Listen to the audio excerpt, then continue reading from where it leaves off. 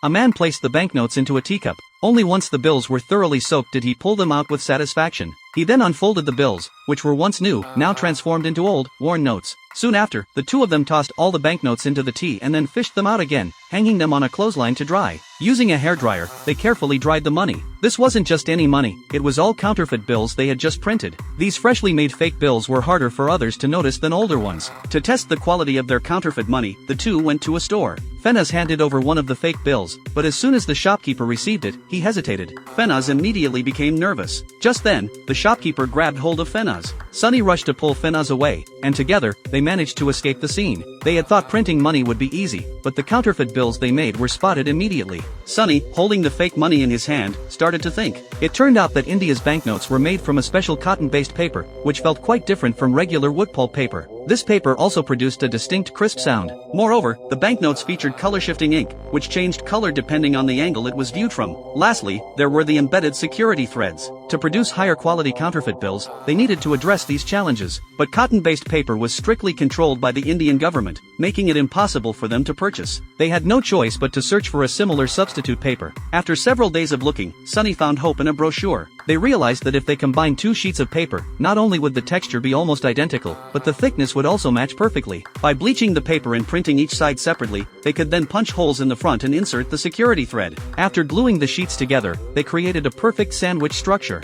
With the paper problem solved, the next challenge was the color-shifting ink. Fenaz had an idea. He mixed metallic paints and inks he bought from the market, and the result was a color-changing effect almost identical to the original ink. Finally, they applied a layer of varnish to give the money a crisp, authentic feel. To verify the quality of their fake bills, they returned to the same street-side shop. To avoid being caught again, they held hands to make a quick getaway. As Sunny handed over the money, he felt a rush of anxiety, fearing another failure. Unexpectedly, he found a bottle of soda and some change in his hands. Looking at the soda and change, both of them were filled with excitement.